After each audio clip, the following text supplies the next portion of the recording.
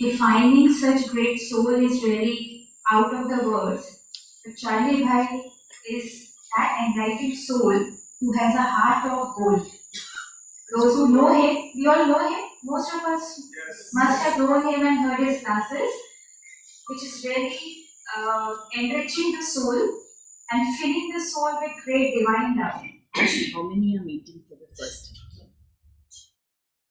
Ask how many are meeting. How many are meeting for the first time with Charlie Bhai? Straight up. Many are meeting for the first time. So lucky souls who have come here to have that opportunity to listen to Charlie Bhai face to face. About Charlie Bhai, those who are meeting for the first time, PK Charles Hawk, lovingly Charlie Bhai, he is the National Coordinator, Chief Executive of the Brahma Kumaris in Australia. Charlie Bhai is the Chairman of its Board of Directors.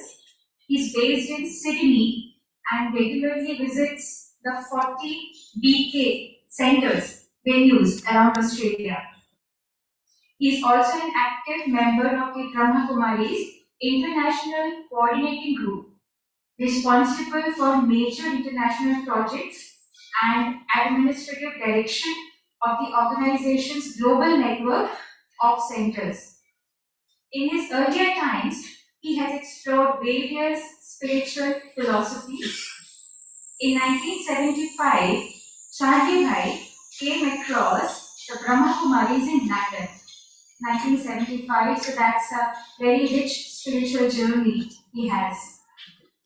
In London, where he learned meditation, and he returned to Australia in 1977 to open a Brahma Kumari center in Collingwood, Melbourne. He's a very senior Raj Yoga teacher of Brahma Kumaris, and he travels extensively and has visited more than 80 countries as a speaker at international conferences and Brahma Kumaris public programs. Amrita, one of the first foreigners. One of the first foreigners, yes. Dedicated us. Who dedicated his life completely to this spiritual journey and this spiritual service of Brahma Kumaris.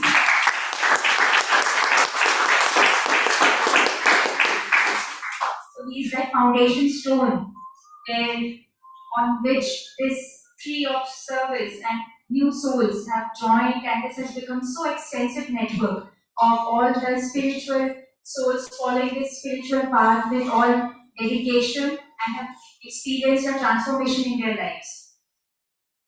So he especially shares the application of spirituality in daily life and teaches meditation. Charlie Bhai teaches how this extraordinary tool of meditation can help to maintain mental, emotional and spiritual health in a world where we are seeing increasing anxiety, stress, greed and depression. So we can see that reflecting from his face, calm, serene vibrations reaching to us, divinity reaching to us. So there are many topics that Charlie Bhai covers and takes the sessions on. Today, the topic being, what is the topic for today? Crisis. Yes. It is said, losing your head in a crisis is a good way to become the crisis. And great leaders like Charlie Bhai, they inspire greatness in others and calmness in others. So, not taking much time, I would just say a few lines about Charlie Bhai. Charlie Bhai is the soul, love in the heart and wisdom in his mind. Love in his heart and wisdom in his mind. Charlie Bhai, you are unique, God's special design, God's wonderful instrument, knowledgeful, powerful and divine, a tirelessly serving angel, pure, clean and refined. We will experience through his session that he would deliver most deepest points in a very easy way that would just touch the soul. So a tirelessly serving angel, pure, clean and refined. Charlie Bhai, you are unique, God's special design. God's special design. Thank you again for coming and accepting this invitation. And now we would request you to please carry this session and benefit you all. Thank you so much. So thank you so much, Sister Anita.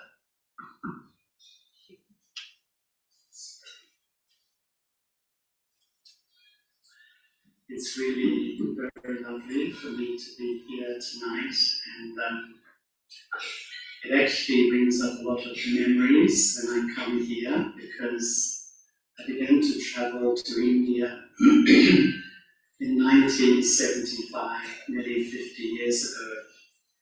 And I would always arrive in Santa Cruz in those days, where Sister Yogini was living. And then she moved here, and for many years I would come and stay here, but actually I haven't been here for a long time.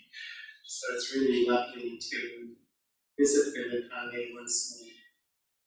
And what I'd love to do tonight is share some of my thoughts. Tight करना है.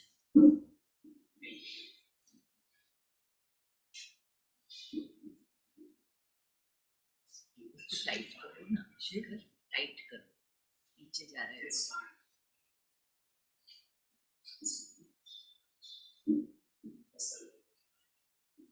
Excuse us. I would just love to share a few thoughts. There'll be some time for questions, and then we will have some meditation. Just a little bit about my own journey, and everyone has a journey. And as you heard, I grew up in Melbourne, and I think like many here, right from a young age, I was looking for something. I was searching for something. Actually, at school, my nickname was Swami. My friends called me Swami, so you can understand what it was like. I actually went to Melbourne University and I started architecture, but this yearning to sort of know more was very strong. And I spent a few years wandering the world, literally, and I lived in religious communities in Southeast Asia, India. I was here for quite a long time, the Middle East and Africa and Europe.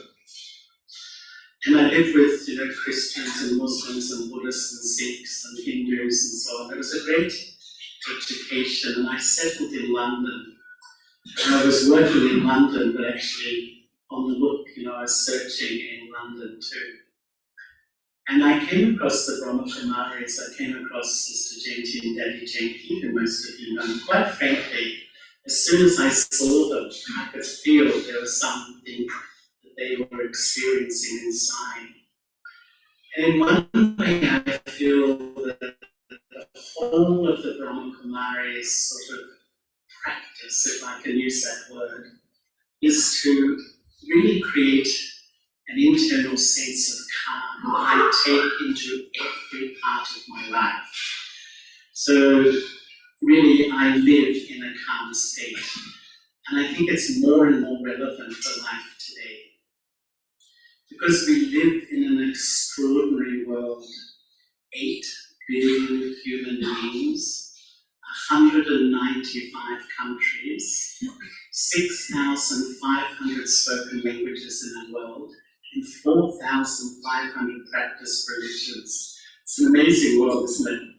But I often think that's like the external world. That's the world we see through our eyes, hear through our ears, through our sense organs. We connect with that world. And really, all of us can see almost in every single part of life today this crisis. In the family, in relationships, in the workplace, in the economy, every part of life, it seems like it's driven by a crisis at the moment. But there's another world, and I call it the inner world, which is really our world where we think and feel. And that's to an extraordinary world. And sometimes I have the thought that there's 8 billion human beings. And scientists say that the human mind in an average waking day, I never know how they really get these numbers, creates around 70,000 unique thought patterns. So just imagine in your mind 8 billion people pumping out 70,000 thoughts and creating this atmosphere. And all of us are trying to manage this incredibly challenging world. And so we react often with hurt, with anxiety, with depression, with fear, and all of us are pumping this into the atmosphere. And it's almost like we live in this thought soup, this thought soup. And we're all sort of influenced by this thought soup. And quite frankly, I feel that's the real crisis in our world. It's up here. And as we watch our world lurch from one crisis to the next, what is feeding it? What is feeding this seemingly a world that's unraveling in front of our eyes incredibly quickly? I think it's like the collective human mind. And when the collective human mind is full of greed, we've created this incredibly materialistic culture that's really destroying our planet. We all know it, and yet no one can do anything to stop it. It's a wonder, really, isn't it? Governments, no one can stop it. When the collective human mind is full of ego, it's just self-interest, me and my family. And I feel one of the most rich qualities of a human being is to show compassion for our brothers and sisters. And actually I was in a place this morning and I was remembering I have a journalist friend in Australia. And recently he was saying to me, he was talking about how the media is so crisis driven. And he said, you know what is the biggest crisis I believe? I said, tell me. And he said that we've lost our compassion for each other, which is the glue that really holds our families and communities together. So, we're observing this incredibly, this world is just moving so quickly in this direction. And so it's also the collective human mind full of anger, and we see how much conflict is in our world. And then I really think that if many of us start to really learn how to create calm within ourselves, it's probably the most important skill in life today. We can start to change this thought soup. You think it's possible? Yes. I really do think it's possible. And actually, I have the fortune, every year I go to New York, and the Brahma Kumaris have a wonderful retreat center in upstate New York called Peace Village. And they have groups of really interesting people come. And a few years ago, there was a whole group from Wall Street, a whole group of people who came for 5 days of silence, people from Wall Street. And I was amazed just how into meditation and silence they were. And they were saying afterwards that all over the world there's little groups mushrooming, all in every country of the world, wanting a different way, really starting to realize unless we change, our world's just going to continue in that direction. And seeing our world, I come to 3 conclusions. The first is there's no turning back. A lot of people want to turn back time. Remember the good old days? Your grandmother, all the good old days when life was, I'm afraid we're not going to have the good old days again. In fact, we're going to have increasing instability, I would say, and more economic upheaval, social upheaval, etc. In other words, I think the reality is more and more crisis is going to happen. The second conclusion is that we need a new approach to life. If I don't have a new approach to life, with all this constant change and crisis, it's like we keep getting knocked over. Life just keeps knocking us down, and it's just too difficult.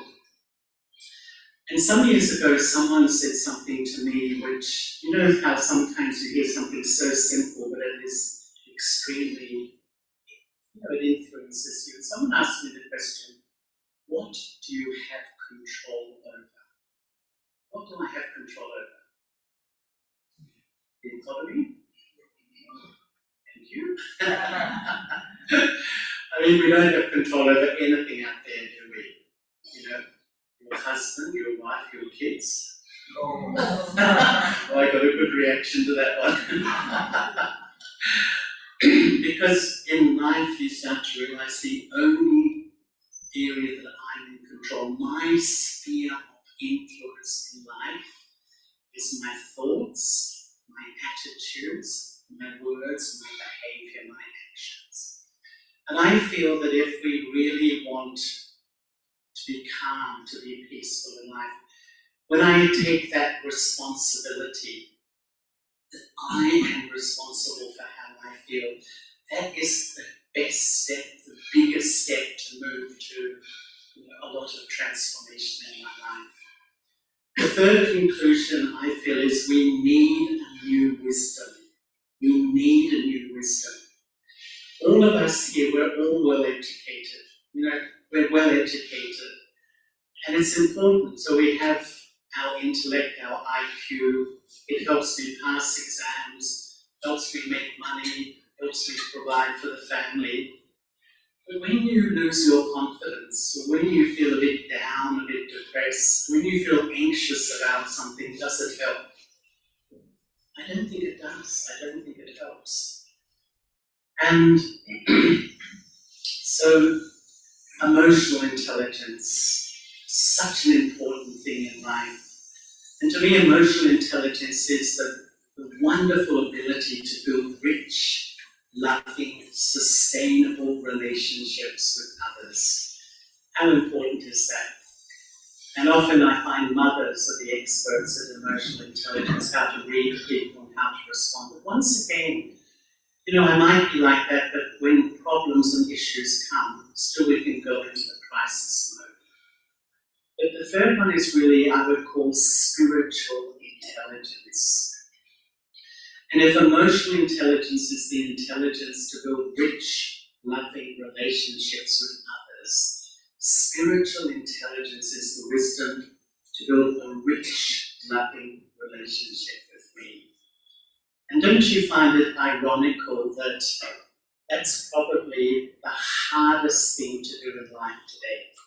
I think people, to really sustain a loving feeling for myself is seemingly one of the most difficult things of all. And I often feel that the first relationship in life is with me. And if this relationship isn't healthy, if it's dysfunctional, it pollutes each part of my life. It affects my health. There's so much data today that if you have low self-esteem, etc., it affects my health. It affects my relationships with others. It affects my performance in the workplace. Each part of life, it really influences. And I would say that it's spiritual intelligence that really starts to educate me how to manage this world and how to keep my sense of self as everything around me is fluctuating and changing. Anyway, is it easy to do you think? That's good. Not easy. We all know it's challenging. Living in this world at the moment, every human being is challenged. So tonight I'd really love to talk about maybe 3 crises that all of us face. The first being really the crisis in our world each day, the change in the economy, the environmental stuff, the political stuff, all of that. And that really affects so many parts of my life. And for that really, I think as the world changes around me, I have to find an anchor in myself to stabilize. Because I can't change that out there, but I can change my response to things out there. So I really have to build a sense of self in myself so strongly.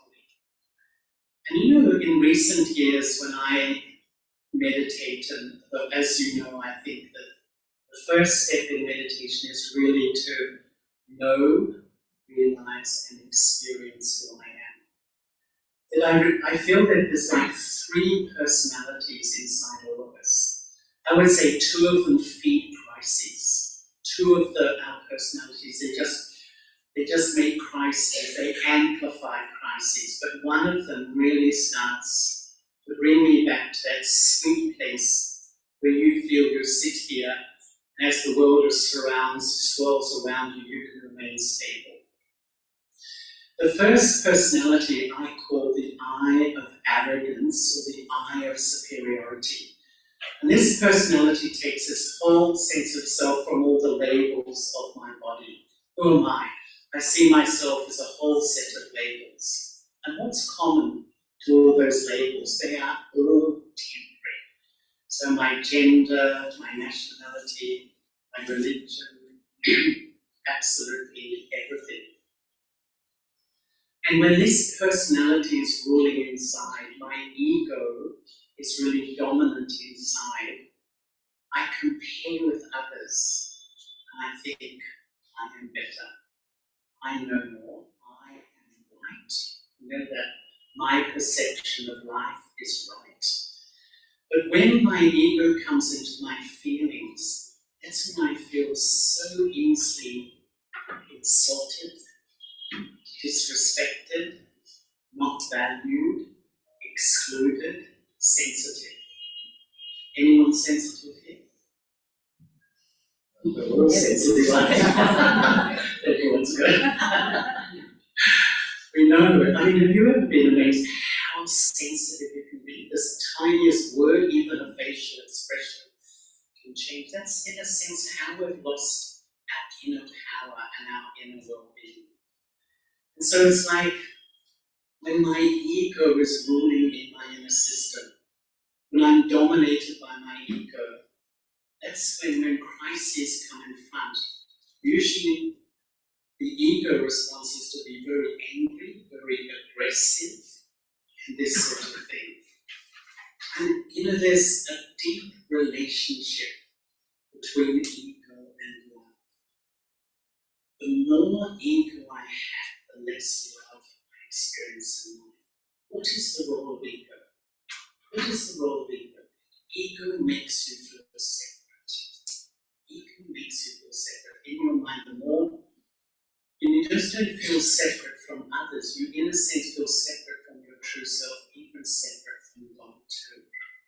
And so often I think that when I feel insulted, disrespected, all that sort of stuff, no, I'm being deceived. My ego is deceiving. My perception of reality is distorted. And hence my head is in all this crisis in a sense. So the first personality is the eye of arrogance, this eye of superiority.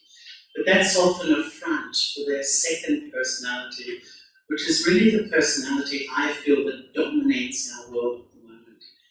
And it's the eye of inferiority, or the eye of lack of self-respect. And this personality dominates so much of our world at the moment. And this personality also compares with others and thinks that others are better, others know more, others don't love me, others don't respect me, others don't value me. You ever heard that inside your mind? I think a lot of us chant that mantra a lot in our life. And when the sort of the ego of inferiority is dominating my inner world, that's when it comes into my emotions and feelings. I feel hopeless. You know, that hopelessness. I feel inadequate, unworthy, not good enough, depressed, I would say. In psychology, depression is like a real sadness that my dream in life to be loved and valued hasn't happened.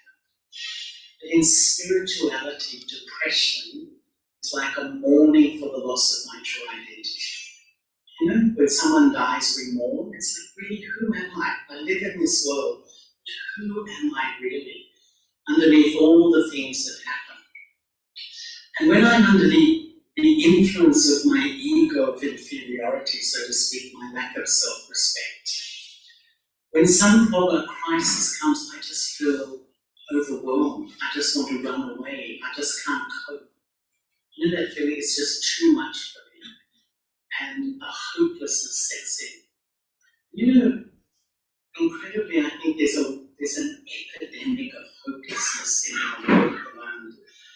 And you know, sometimes I think life means that we develop confidence to do things. You know how we're confident to run an organization, pass an exam, you know, be a leader in the workplace, this sort of stuff, speak in front of people, perform. It doesn't mean I like it. There's often a difference between self-confidence and self-respect.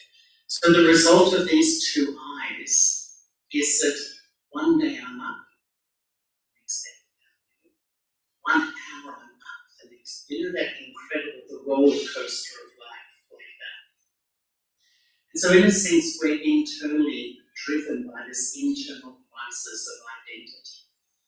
The third eye is the original eye. And as you know, this is the lifelong learning of the Brahma-Kumaris, where we start to really research in the laboratory of my mind, not just to know and not just to believe, but to experience who I am. And I often feel the first step is to know, the second step is to believe. The next 998 steps are educating myself to transform the knowledge that I am an eternal, immortal, non-physical thinking point that sits in the front of the brain around the pituitary gland. I came in the womb, I sat in the forehead, and I'm going to depart from this body eventually. And recently in Australia, I was talking to a man who's a medical scientist, and he was telling me that the latest sort of science about the body is that this body is made up of, he quoted, 40 trillion cells. And that's beyond imagination, isn't it?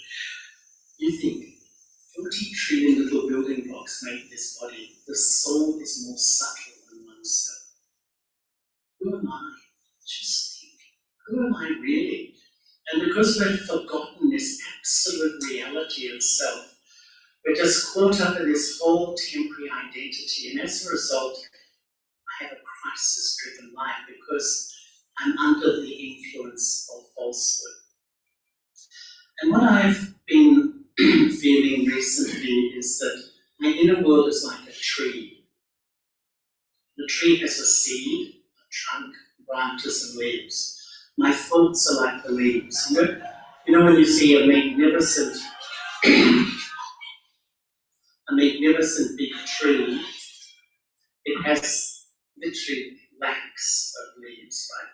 Thousands and thousands. But what is feeding the leaves is the branches, the mental and emotional habitual patterns. What's feeding the branches is the trunk, my subconscious. And what's feeding the trunk is my sense of identity. And so when I think I'm a temporary body, and I'm just constantly fluctuating between the ego of superiority, the ego of inferiority, up, down, it influences my subconscious, my mental and emotional patterns, and on the top, so much thinking. I think that the contemporary world, we're just addicted to overthinking. We just can't stop. You know, we are so educated on some levels, but so uneducated about ourselves. But you know, with all our education, we've got no idea how to stop thinking, how to overthink. We just overthink. What we learn here in the Brahma Kumaris is to change the seed of identity. I grow a new seed. I plant the seed that I am the eternal soul, this point. And I practice this in the laboratory of my mind. I experiment.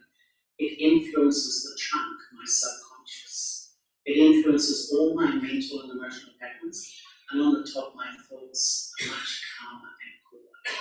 You don't have to fight your thoughts. You know, when the mind, when you create negative thoughts and you think, you try to cherry pick out that thought you don't like it, then cherry pick out another one, the 10 more grow. we can't really control if you change the seed. And I would say the first step to calm in crisis is to really practice deeply who I am, because it becomes an anchor for me as a person. Because that identity never changes. And if I build this stable sense of identity, I'm starting to build an inner world of stability. As the world swirls around me, as personalities, we all know living in the world with so many personalities, but I have a really stable sense of who I am. So that first sort of dealing with the crises in the world. The second, I would say, is an emotional crisis, the second crisis. And that's the crisis of relationships. And the crisis of conflict, differences, rejection, loneliness, loss. How many things are there in relationships that we're going through at the moment? My experience, wherever you are in the world, if you ask people what is the most important thing in your life, they all say relationships. And I notice that when relationships are okay, pretty good, we have stable, loving, spirit in the family, whatever, all the other challenges we can manage. But if relationships aren't good, honestly, I think we all know how challenging that is. Sometimes I think, if you ask the question, what's given the most happiness in life? Most people will say family, relationships. Next question, what's given you the most sorrow? Is it the same answer? It's true, isn't it? In that way. And for me, in my spiritual journey, I observe, because the beauty about spirituality is that you observe your inner world and observe what works and what doesn't work. What I've noticed for myself, that when my heart is really full of love, I feel very relaxed about myself. I feel very easy inside. And definitely my attitude to others is much more generous and compassionate and much more understanding. To me, the most powerful thing in life is a loving heart. A loving heart can break down barriers, fill empty hearts, heal hearts in pain. A loving heart can touch places and people that nothing else can do. But on the other hand, I would say almost the seed of so much crises in our world is a lack of true love in life. A lack of true love in life. And I feel that when there's not that quality of love, the mind can never rest. Something's missing. You might have everything materially, everything you've achieved in life, but the agitated mind still looking, searching, seeking for something is missing. The first need in life is love. The first desire in life is love. If that desire is not fulfilled, I find we then build so many desires: the desire for respect, the desire for recognition, the desire for power, the desire for status. Desire for material things. And look at our world. Our world is just this chronic desires for all that sort of stuff. Why? Because I think there's a lack of that true quality of love. All of us know what are the ingredients of healthy relationships. We should be loving and kind and honest and open, and there's a shocking list of lovely qualities that build rich relationships. But all of us equally know what are the signs of unhealthy relationships, don't we? To be very controlling, manipulative, dishonest, disrespectful, and so on. But what I really feel, when we're a spiritual person, my real interest is, what is it in me that contributes to unhealthy relationships. And really, if some of these attitudes, like, I always feel you are the problem. It's always you're the problem. Or I find myself blaming others for everything happening in my life. That is one of the most unhealthy states of mind, and I would say one of the most ultimately unspiritual states of mind. It's like I'm so divorced from taking responsibility. Or I have high expectations, and no one can live up to my high expectations. So excuse me. So, sometimes people are permanently disappointed in others, or I hold grudges, I can't forgive, all these sorts of things. And I think what we learn here is that really to develop a relationship with God. And I feel if my first anchor is a clear relationship with myself as a soul, and the second anchor in life that stabilizes me so that I can remain calm as this world swirls around me is to know and experience a connection with the divine. And, I feel sometimes the subtext of life is the search for true love. We invest our heart in relationships. You think what you give to your family, you give everything. But there's a huge human dilemma. No relationship is permanent. No relationship is permanent. Whether it's time, whether it's change, whether it's conflict, whether it's death, it's going to change. And that's what I love about spirituality, because we explore the one relationship that's permanent.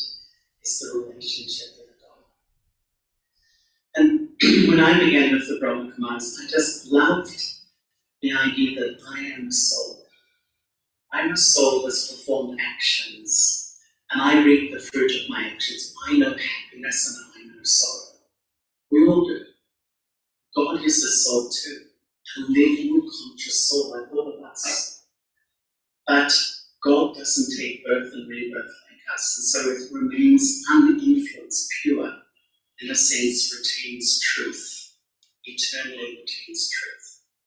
You can see me like I'm a soul sitting here, and at the moment I'm talking and making gestures and so on. You can see me, can't you? The soul acting through the body. So we've developed this life naturally where we have relationship through our sense organs with each other. We see each other, we hear, etc. God is a living soul like all of us, a real conscious living being, but does not have the body. And that's how it's like re-educating myself how to have a relationship, a real living, loving relationship that's permanent. And when I really explore, I often call God the lover of the soul, the true lover that the soul is really looking for, the soul and the supreme soul. When I really develop this relationship, it's like you're connected there. And no matter what's happening, the crisis-driven world around, you're connected to yourself, you're connected to God. The two anchors are firm. And really, it's like laying a platform to really remain calm in crisis. And to be very, very open these days, I find, everyone wants to meditate. I find so many people that if we're really honest, I think a lot of people feel they can't do it. If we're really honest, I think most of us feel, we sit down with the purest intent. I really want to connect, I really want to feel peace. But my mind goes here, my mind goes there. Anyone here experience that? Oh, everyone. It's normal today. And this is why something I really love that we learn here is to remember God. Because, in a way I feel that I love everything natural these days. I when you you fall in love with God in a sense, then you will naturally remember God, and then you will naturally bring change in yourself. Because remembrance is natural to the human consciousness at every millisecond. As I'm speaking now, your intellect is traveling infinite distances to America, to Europe, around Mumbai, touching you. You're remembering, you're connecting and plugging in. You know how the mind does this constantly.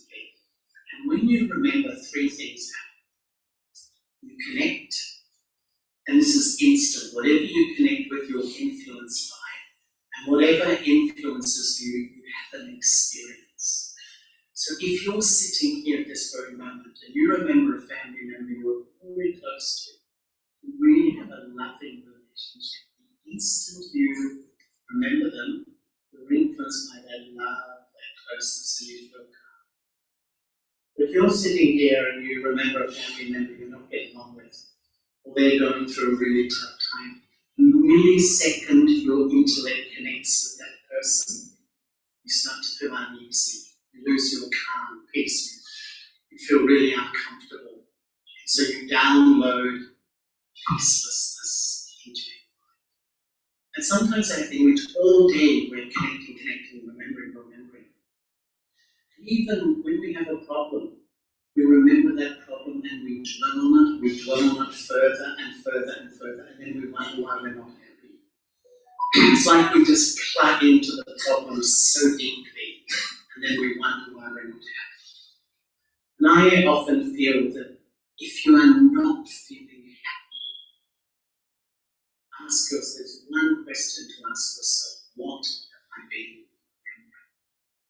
Because here what we learn is to know about our life and just naturally remember the divine, the supreme soul, gentle and good, but establish your relationship. Because the law of life says, wherever the heart goes, the mind follows. And then the heart goes when there's that real love, connection, and belonging. There's natural concentration. And I would really say, in this crisis-driven world of relationships that are just so up and down, that if I have a connection with the divine, it's real, it's not my imagination.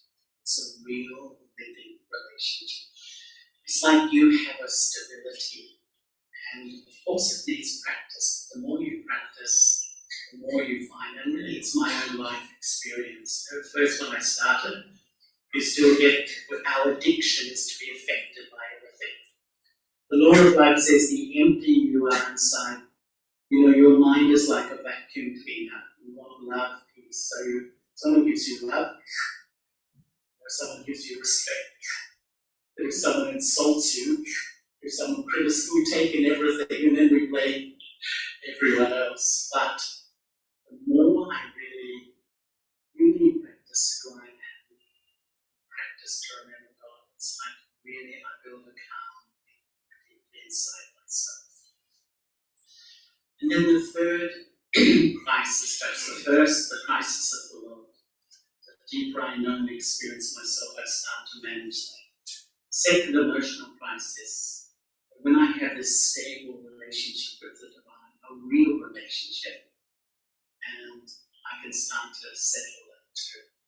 The third is sometimes a personal crisis, and how sometimes in life you just travel along quite happily and then something happens, some situation. You lose your confidence, or you feel anxious, or you feel down. You just feel really down and you're not really sure why you're feeling low, and it's hard to extract yourself out of that place. You feel insecure. Or maybe, there's some guilt I carry about something that's happened in my past or whatever. And I think that what I found personally is that when we go deep into the self, the soul, the Atma, has three, shall we say, the anatomy of the self is that I have a mind, an intellect, and a subconscious, my sanskaras in a way. And I often think that the mind is like a screen, imagine a screen up here. So all the information through what you see, what you hear is thrown up on the mind. The intellect is that part assessing the data of life and makes decisions. You do an action, and every action is recorded in your subconscious. So all of us sitting here carry this perfect record of our past in our subconscious.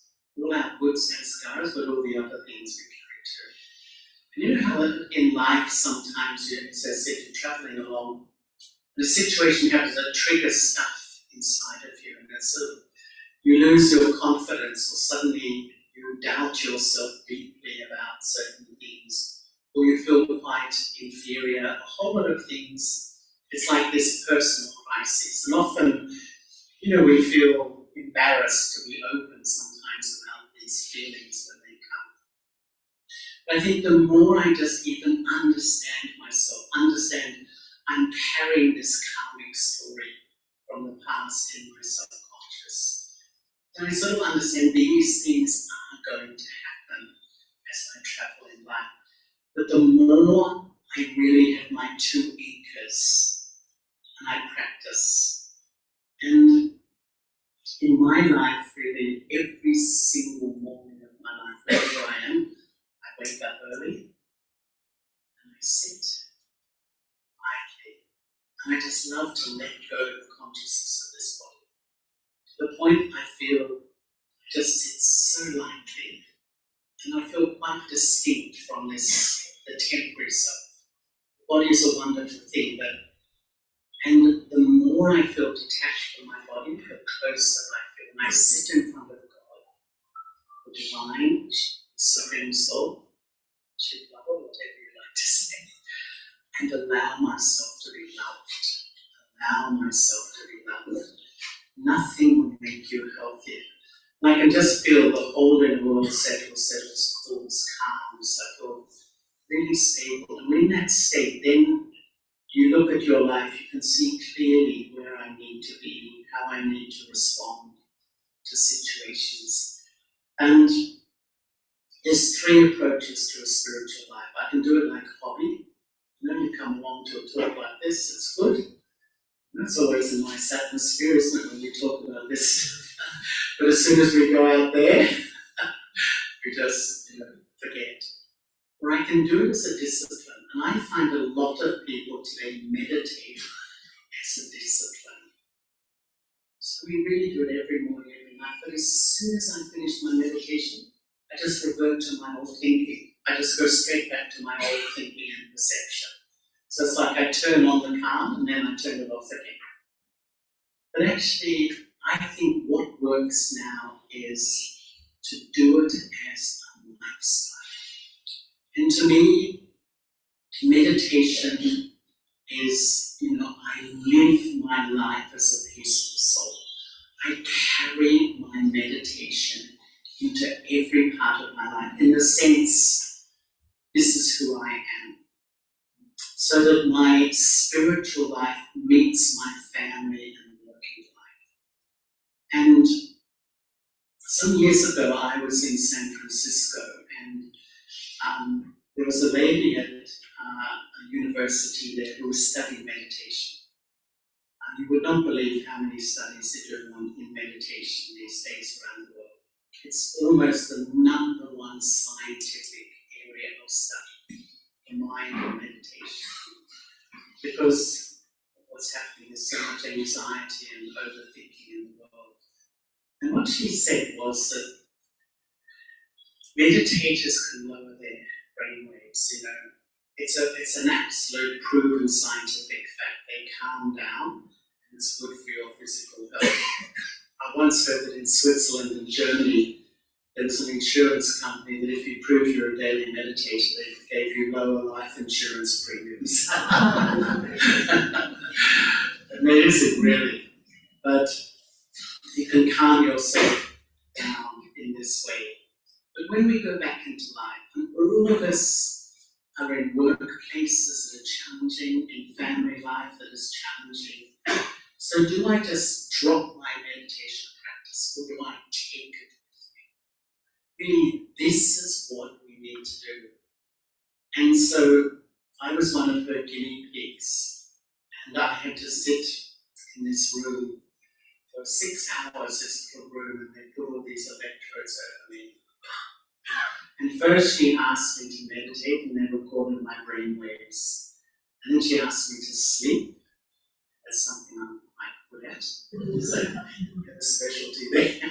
And she recorded my brain waves. And then she gave me all these problems, doing mathematical problems and stuff. And she was putting me under pressure.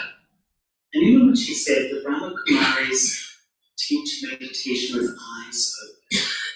And she said, the people that meditate with their eyes open carry the experience of calm and peace into daily life. Why do we meditate or remember? Because we want to bring it into our relationships, don't we? We really want to be at work. We love work often. But when we feel stressed and anxious, we don't enjoy it. So when I work on myself and really live my experience, my meditative experience, and that really enhances the quality of life. And I really do feel that where is our world going at the moment? I mean, if we feel the pulse of our world, if we feel the pulse of our world, we can all feel that it's really becoming more and more unstable, more and more unstable. So I need to do something for myself. I really feel to take responsibility. I would say an act of love for myself is to practice regularly. It's never more important. And you know what I feel?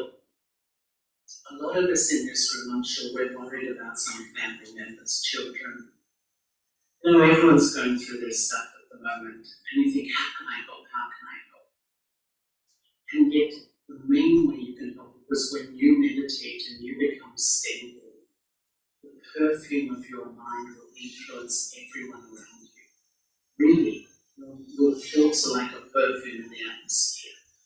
When you learn to know yourself, experience the connection with the divine, the quality of your thinking, your vibes, really it sustains you, it sustains the atmosphere around you, and it sustains the people you love. Really. Often we always look at them and we try to encourage them. I sometimes think there's two types of support.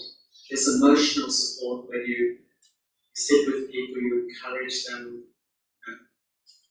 give them a lot of support, they feel better, and then they come back tomorrow, back to square one. Spiritual support is really when you hold their value in your attitude and you keep your vibrations elevated. You can't imagine people, I think really, especially our family, they take more from who I am rather than what I say.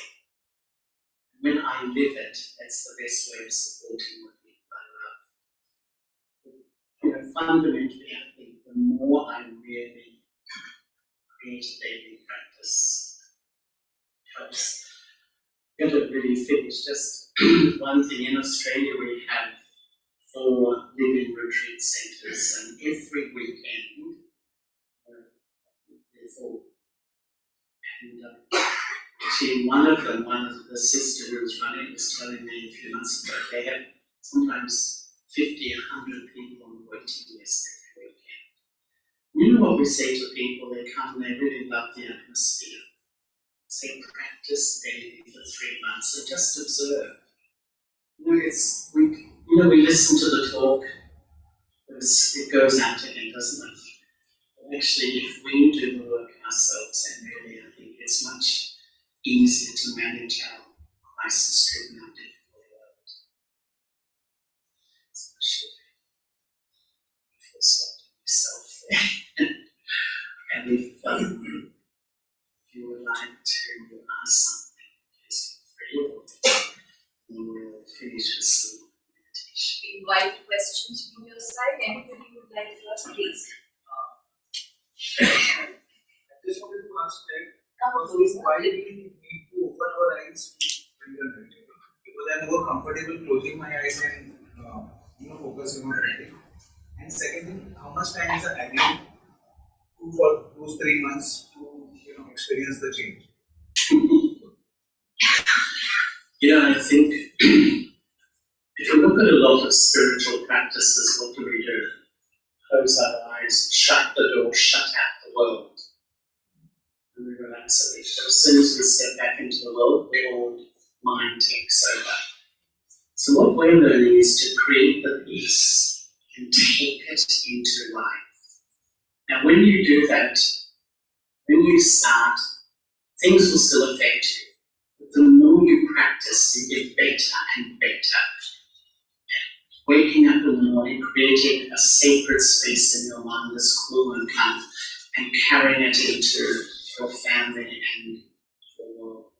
And so, rather than divorcing, because often it's like, this is what a lot of people feel, the real world, and this is my spiritual life. They're disconnected. But you have one life, you are a spiritual being. So wake up in the morning and really take your spirituality into your daily life. And that's challenging, we all know, but that's when you really grow and change. So, and the second thing was about the duration of the meditation. For initial 1 month is that I just started the practice. So. Yeah. No, it's really to get into it. It's like with physical fitness. If you train every day, you get fit, right? And if you meditate regularly, you can build your inner strength, And I know for me, the story of the hare and the tortoise? It's about the spiritual journey. There's a lot of hares, in the sense, a big crisis happens in life. I rush along to the center, I meditate, and then I stop again. And a year later, a big crisis comes up, I rush back again, The tortoise does a little bit every day.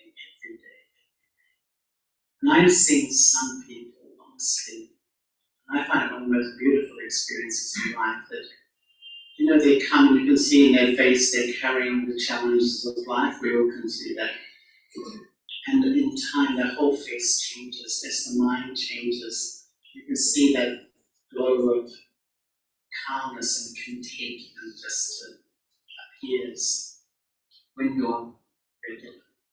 And really, I think it's essential. I wouldn't say it's a good thing to do in life, it's essential today. It's a totally uncertain, unpredictable world. Really, none of us know even by the end of 2023 what's going to be happening in our planet. We can't do anything about that, but what I can do is look after me, and looking after me is not selfish, I'm looking after the people close to me too. Because we're all in a strength of supporting a lot of people. Charlie, I have a question. Suppose if you don't have sadness around you, but you have a lot of attachment, people love you, you love people, as in bodies, right? Is it wrong? I mean, you're in loving relationship, you feel that love, you're surrounded by love. But yes, it's not that soul. You know that it's my husband, my daughter, my best friend, my mom, my dad. So is it true? I feel so much love in my life. I've had the fortune to travel so many all over the world loving me. I don't feel dependent because it's not wrong, but the more we become dependent, it builds fear and insecurity. Because I fear losing that which I'm dependent on, to the point that anxiety, if you look at the world now, anxiety is exponential, it's going through the roof. Because we've become so weak spiritually, internally, we've become so dependent on people and certain things in my life. If it changes, I'm shocked. So it's not wrong. It's actually, it's a deception in life that actually creates a lot of suffering in the long term. Like once I was in London at our main centre there. Do you know John Cleese? Do you know John Cleese? He's a comedian, British comedian. He's very famous. And he came and he was talking at the Brahma Kumaris, and he was saying life is like a train journey. And you know, it's a metaphor, you hear quite a bit. The train stops at a station, people are on, people go to the next station, people are on, people are off.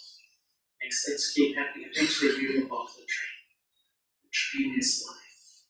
The nature of human existence is people come into life, people go out. Roles, responsibilities, wealth comes and goes. What do we carry forward? Just how good karma in a sense. True love is to love that which always exists. That means when I love people as a soul, then you won't miss them because you can be really close. It's just that the weaker we've become internally, the more we've become dependent externally. And we've just built this, I would say even more than fear, terror sometimes of losing all this network. And I don't think you can actually conquer that. I think when you have that love from God, that's the prime relationship of life, actually. When the soul has the love from God, it's permanent. That will never go. Because every single other relationship will go. Not one of them is permanent. And that's where, and to be really open with you, I think, to be truly loving, you have to be detached. And detachment has a very bad reputation because people misunderstand it, please. Detachment means I'm aloof, I'm disconnected, I'm not interested, I'm uncaring. Not at all. It's the opposite. Because when you're detached, you can love people when they're really sweet and good. You can love them when they go through their stuff too. When you're attached, you're affected by it. The law says the more you're dependent on people, the more they influence you and affect you in that way. And the more you're detached, you can keep loving them. One person was telling me he used to go to our centre in London, and he was really going through a lot of internal crises about himself and his life. And he just said Lady Jenke was there at the time. She just, even though he said I was really in bad moods and difficult, she just saw something in me and kept loving me, kept loving me, kept loving me. Because she wasn't attached, she wasn't influenced. And he said her love and faith helped him come out of his thing. It's almost like another way, I would say, spiritual life re-educates you what love really is. I think it's a spiritual quality. And dependent love is the seed of so much sorrow. But we go on for hours about this subject because it's a bit controversial sometimes. Because I feel mostly that word detachment just has an image in our mind that it's not really love, it's a bit cut off and it's a bad word. Has anyone got a better word than detachment? Is there a better? Detachment with attachment. But really, when you look, it's such a naive life, isn't it? If I can say, we're born. This is my mum, this is my dad. These are my brothers, these are my sisters. This is my city, this is my country. And as I grow up, this is my partner. These are my children, this is my career. Just your whole life build up this network, build. I'm sick of it. Just like that. It's, if I love life, but I realize I'm a soul and you're a soul. It's the nature of existence. We're in denial about the reality of life in a way. And it's possible to love people totally, enjoy every moment of life. But at the same time understand the reality that we're all on our own journey. We're all on our own journey. The soul is on its own journey. And finish there.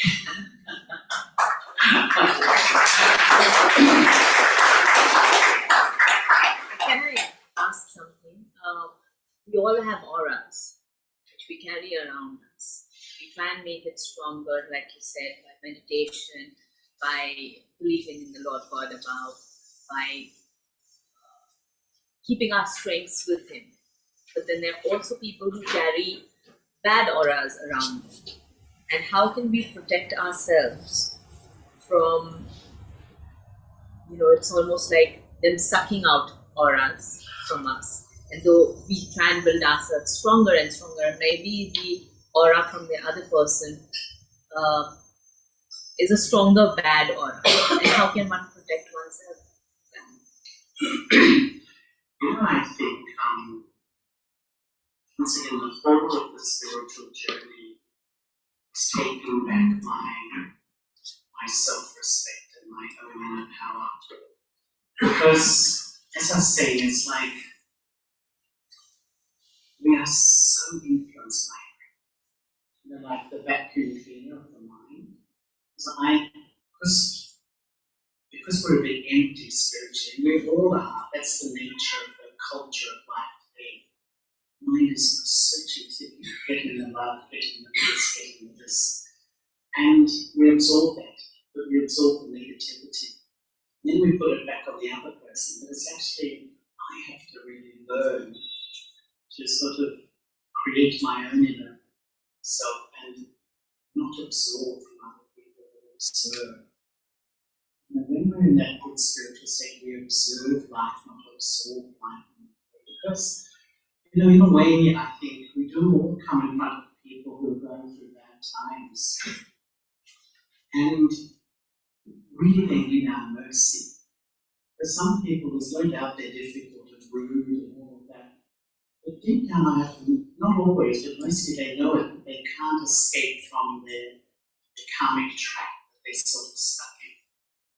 If we can offer them merciful feelings, benevolent feelings, and it's something I've learned so much from the Brahma Kumaris, the power of good wishes and good feelings. I had a job when I first moved from London back to Melbourne. And my boss was an ex-sergeant major in the army. Everyone was scared of him. He was a really tough character, I'm the boss and you know. And I just decided, I challenged myself. I began to see him as a soul and had good feelings. I couldn't believe when he let go that external persona, he was such a sweet and gentle person. But he built up this persona because somehow he thought that's how you have to manage life. But, fight to get. It's like a feather beating of goodness. Yes, that's exactly right. But really, I do find more than I practice, I will be naturally uninfluenced. In a way, that's what detachment is. You're living in the world, you're dealing with everybody, you're connecting, you're responsible, you're loving, you're caring, you're sweet, but you're not absorbed, you're not influenced by people. Then you can really have positive influence on one's life. Easy to talk about all this stuff. I know it's easy. But if you practice, it's possible. Because over the years I've seen myself change so much. I was very sensitive when I started, like most human beings. But I feel less and less and less and less to the point. You feel free. You feel free when you don't feel your own nature reacting to people and situations. While meditating, where should we concentrate? Should we concentrate here or different parts of the body? Yes, what we understand is that the seat of consciousness, the soul actually sits around the pituitary gland. These days when they take photographs of the brain and activity, the activity always comes from sort of around, if you look from here, it's about in the front and on. And that's the seat of the soul, because I am a soul.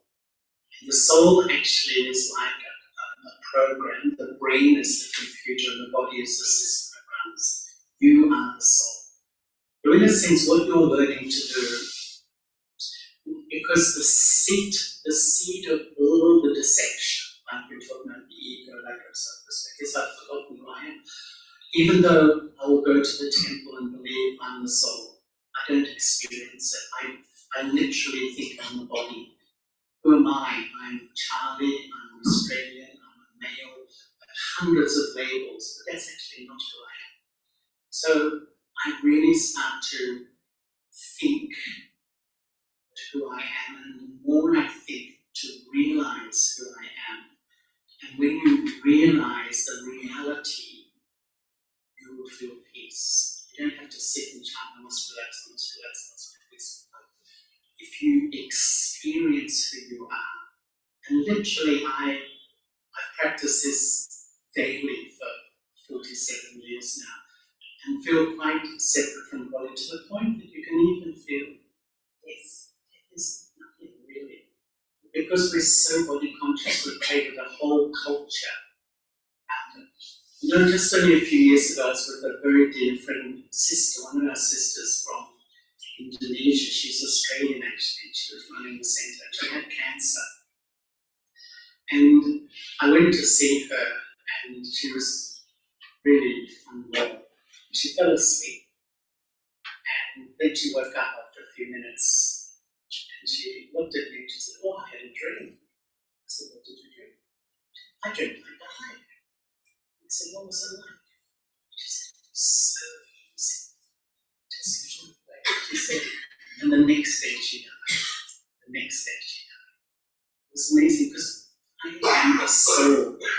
But because of the addiction to the identity of the temporary self from the second we're born, that's how we're indoctrinated with that reality. It takes time to really practice and practice to really experience who I am. Why is it so important? I find that the more I become that, the relationship with God becomes so real. It's not that I'm devoted to some power somewhere else. I have a lover, a companion, a real life companion, a real living relationship. And you can't underestimate the internal power you get when you have that connection. Honestly, you can face anything in life, anything. And I really practice who I am, practice remembering one relationship that's permanent.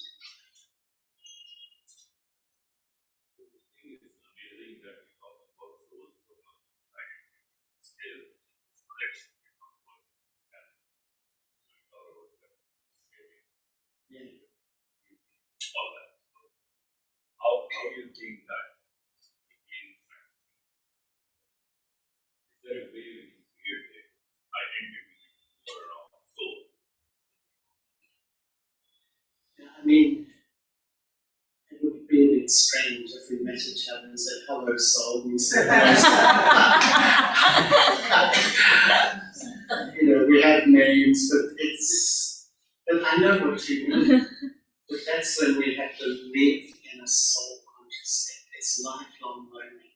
It's really like study. And I often think of it when I'm body conscious, it's like you're on the ground floor. Imagine you're in a lift. So when you look out from the ground, your perception of reality is there. As more you become soul conscious, it's like floor one, floor two, your perception of reality completely changes to the point you just see that everything changes around you. It's the nature of life. Even I'm going to leave this body too. It's the nature. It's all natural. It's absolutely natural. And one of the Brahma Kumaris talk about cyclic time. There was a time when we were naturally self-conscious, and we had zero awareness of death. We just knew it as a natural thing, like a snake sheds its skin. It was completely and utterly natural. But because just by changing one thing, forgetting, and the experience of being a soul and identifying with the temporary self, the body, it's like it's filtered into every thought, every perception of self and reality. And this is the journey to move from a body conscious state to a soul conscious state. It's an incredible journey, and I found the more I feel self-conscious, the more I feel quite calm. And then the more you practice, that calmness goes with you. It almost becomes more your nature just to remain calm, whatever is happening. Whatever is happening. But I would be lying if I said it will happen overnight. It won't. And that's why we really need to make it as a lifestyle, practice regularly. That's so important.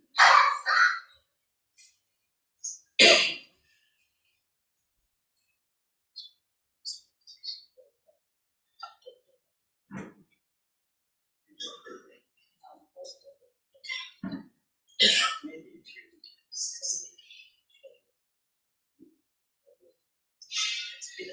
Okay.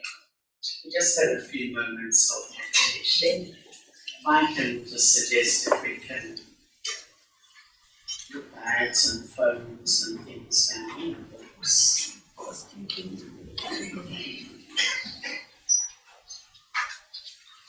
I will just have a bit of meditation and go get back on us. Charlie भाई से हमारा बहुत पुराना नाता है 50 साल वो 20 साल का था तब फर्स्ट टाइम हमारे पास आया Known each other 48 years. Yeah, that's what I'm telling.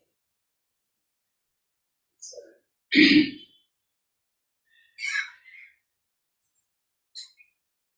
First meditation. yes, that's meditation.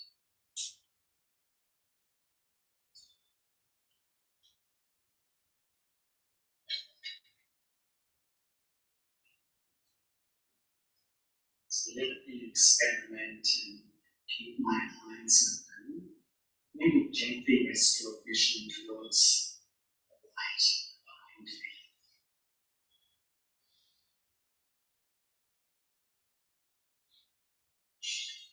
We are all living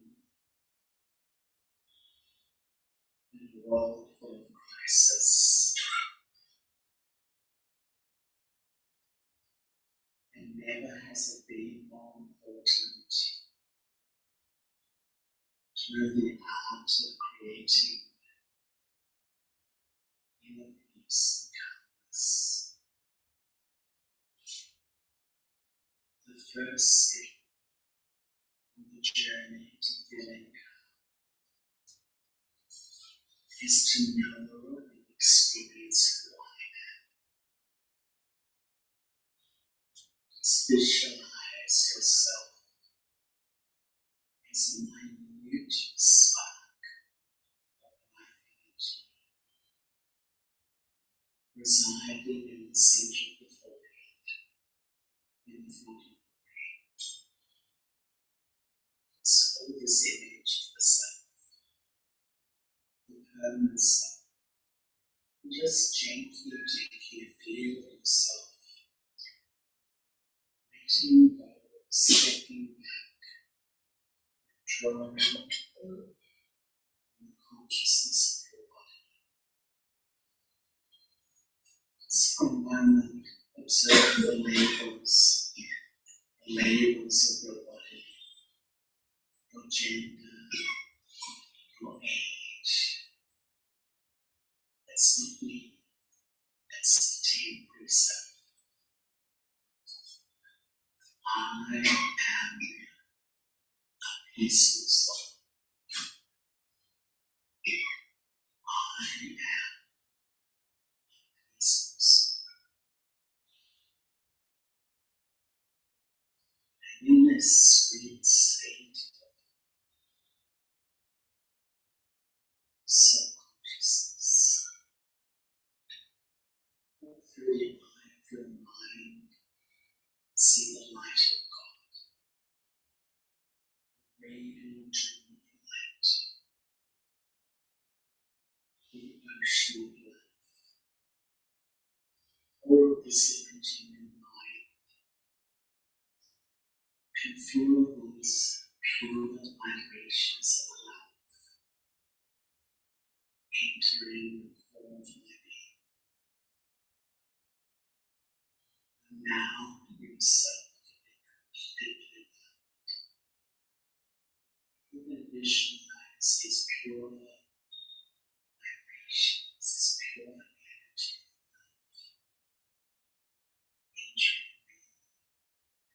healing me, caressing me. This is the highest quality of loving experience.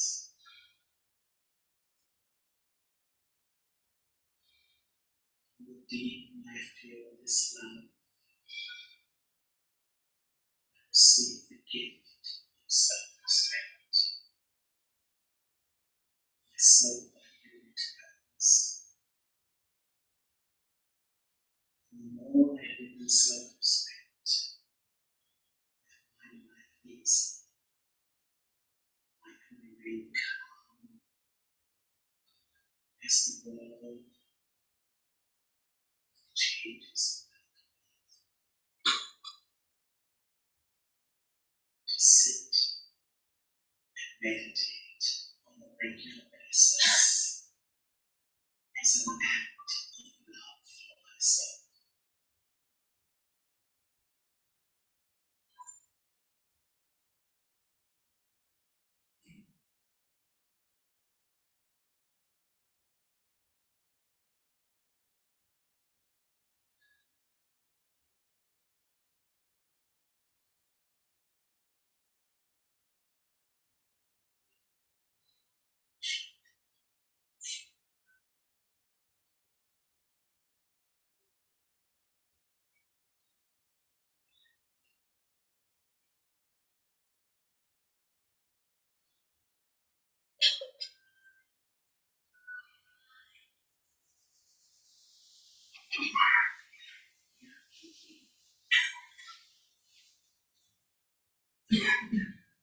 Om Shanti.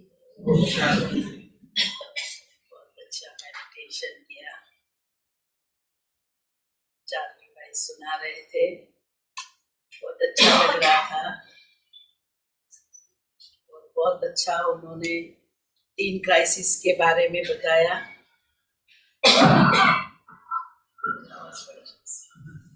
3 crisis के बारे में बताया, अच्छी तरह से explain किया। जो दुनिया में प्रैक्टिकल चल रहा है, तो हमेशा ही कहती हूँ कि जब अपना मन कमजोर होता है तो क्राइसिस चैलेंजेस को समस्या बन जाती है। जब अपना मन मजबूत होता है तो यही क्राइसिस चैलेंजेस क्या बन जाता है, अपॉर्चुनिटी बन जाती है। हमारे जो नए फाउंडर इस ईश्वरीय विश्वविद्यालय के ब्रह्मा बाबा, उनको भी आई, बहुत चैलेंजेस आई। जब शुरुआत किया तो बहुत लोगों ने भी अपोजिशन किया, सब कुछ हुआ, लेकिन उन्होंने एक बात पक्की रखी कि एक बल एक भरोसा। उन्होंने कहा कि सत्य की नाव हिलेगी, डोलेगी, पर कभी डूबेगी नहीं। तो एक उनको संकल्प आया कि हमें विश्व परिवर्तन का कार्य करना है, ऐसी सुंदर स्वर्णिम सृष्टि लानी है। तो आज 8,500 सेंटर पूरे वर्ल्ड में है। उसमें से हमारे चार्ली भाई, मैं कहती हूँ कि 1975 में हमारा पहले मिलना हुआ। तब पाला सेंटर तो था ही नहीं, सांता क्रूज में सेंटर था और सारा ग्रुप लंदन से आया हुआ था। और चार्ली भाई ओरिजिनल लंदन के हैं और बाद में सेवा के लिए उनको ऑस्ट्रेलिया में भेजा गया।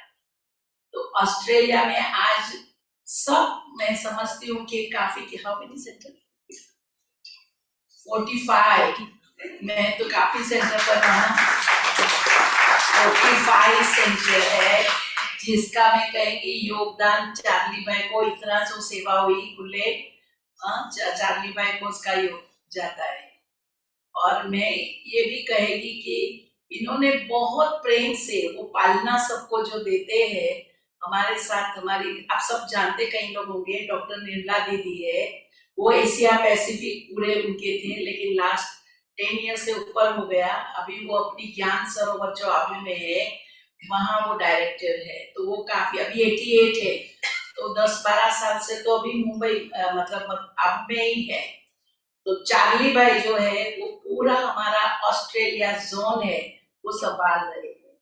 तो इतने 45 सेंटर है, साथ में ये दीदी जो संभालती थी एशिया पैसिफिक पूरा, हांगकांग है, काफी हमारा सिंगापुर है और न्यूजीलैंड इतना बड़ा, तो सारा है। लेकिन मैं जब पहली बार इनको देखा तो भी उनका ऐसा ही था, और वो एक उनके फ्रेंड के साथ, काफी ग्रुप आया था लंदन से, उनका एक फ्रेंड था साइमन, तो कल मेरे को सुना रहे थे कि वो वापस वो अपनी रीति से अपने कारोबार में बिजी हो गया। चार्ली भाई ने अपना जीवन समर्पण किया, पर घूम फिर के चार्ली भाई कल बोल रहे थे कि वो वापस ऑस्ट्रेलिया में आ गया और अच्छी तरह से सेंटर पे जा रहा है। तो कितने साल उसको हो गए और हम चार्ली भाई को देख रहे थे। पहले तो हर साल यहाँ आते थे, अभी फ्लाइट अहमदाबाद भी जाती है, तो ऑस्ट्रेलिया के काफी भाई बहन अभी वहां से भी जाते हैं, जितने बड़े बड़े ग्रुप इधर आते थे। और चार्ली भाई को वहां भी सब कहते हैं ये माँ है, जैसे माँ बच्चों को पालना देती है, ऐसे हमारे चार्ली भाई सारे स्टूडेंट्सों का बहुत अच्छी तरह से उनको पालना देते हैं। मेरे को भी निमंत्रण दिया था तो मैं ऑस्ट्रेलिया गई थी, 5-6 साल हो गए होंगे, और वहां से उनके साथ काफी हमने सेंटर्स पर हम गए, जहां जहां भी ये बहुत बाबा के बच्चे हैं, सारे ऑस्ट्रेलिया के भाई बहने काफी वो सेवा करते हैं, अपने उत्साह उमंग में रहते हैं। अपना मेलबोर्न में सेंटर है, कैनबरा में, जैसे उन्होंने बोला ना 45 सेंटर है, तो बहुत अच्छी सेवा जो है वो ऑस्ट्रेलिया में अपनी चल रही है। तो चार्ली भाई को आज मैं बहुत बहुत थैंक्स करेगी।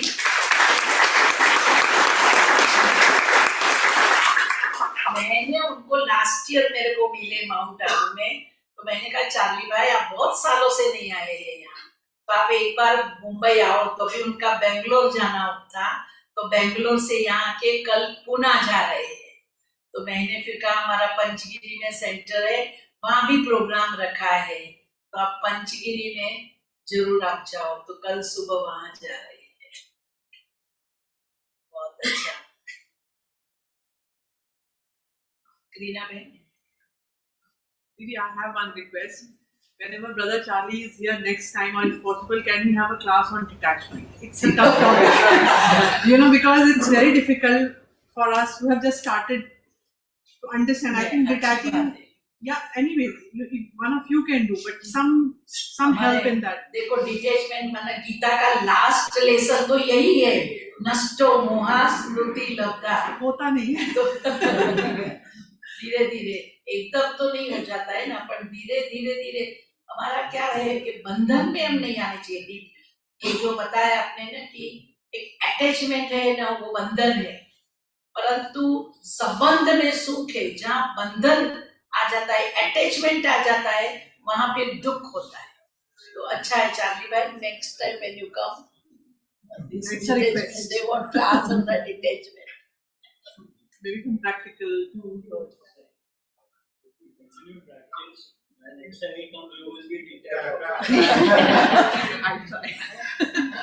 Om Shanti. So how were the vibrations during the class? Did you enjoy the vibrations? Please raise your hands if you've enjoyed the vibration.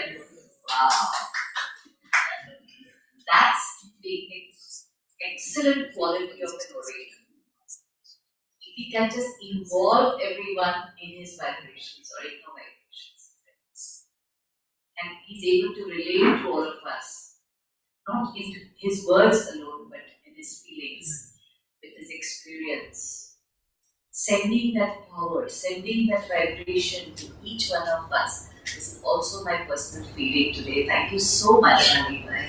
And it was not you alone, but it was like a strength, a might working through you. And I think just a mustache and you look like Brahma Baba. It was so much like you were meditating in the beginning. And I felt that, just see, this is a proof that if you have that remembrance, why don't you become like the one? And I think Brahma Baba is a fatherly figure for us. And he's always kept him as his companion, his father together. And you can see that, automatically our appearance starts going towards that side. And that's the greatness we've experienced today. That we can become what we feel about ourselves, what we feel about God. That shine, that greatness will automatically come within us, and that is natural meditation. You sit for hours together, doesn't happen. But when you sit with that feeling, with that thought, that seed is sown, and you will get the experience. So was a wonderful class today. Yes. We all understand the aspect of crisis, but from here you do not have to take the word crisis with you.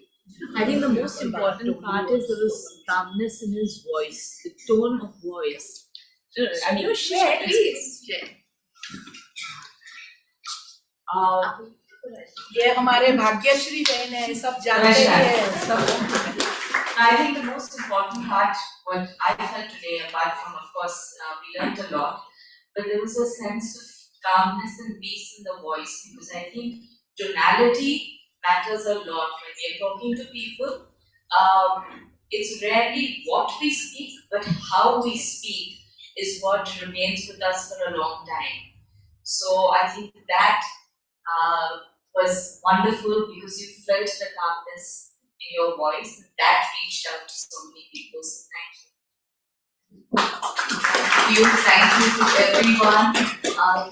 You've come today specially, and that's your fortune. So one hand for your fortune. Please, there's Prashad, and there is a blessing card for all of you outside. So please do take that. And tomorrow morning, the morning class is from 7 to 8. So at the end of the class is 7:30 actually. Brother Charlie will lead the class, because after that he has to leave for Panchini. So if those who would like to come and again listen to him at least for a few minutes, do come tomorrow. Okay? Thank you so much again.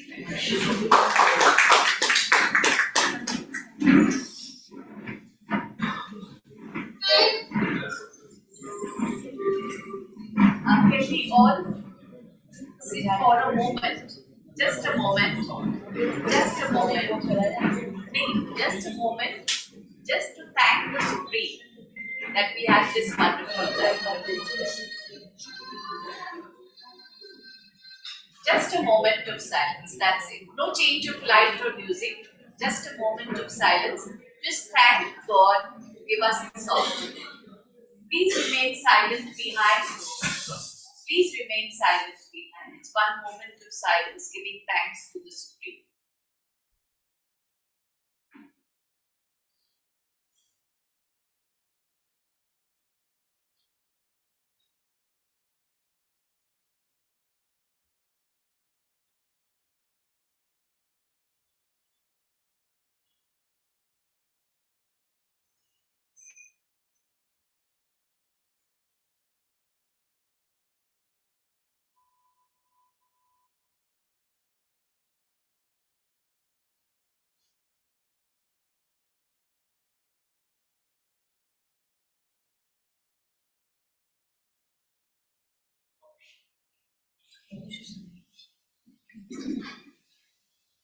Those who have come for the first time, there is a meditation in here. Please visit in the meditation.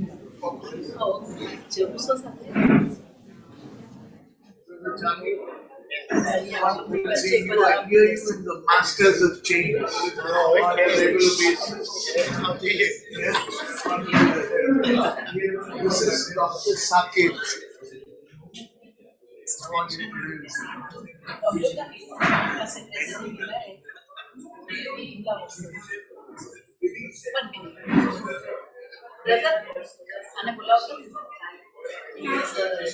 You say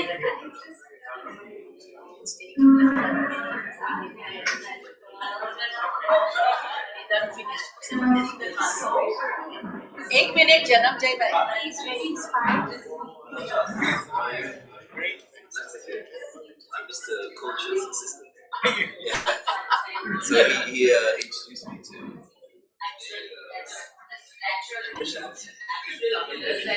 Yeah, I live here. Yes. Yeah. So I live in here. Yeah, I used to live in Mumbai, just around the corner. So I used to live here. The business collapsed due to the COVID, things like this. And then I came been out to make Mr. Culture a number of years. Very friend. You see how he conducts his routine. Youngest sister.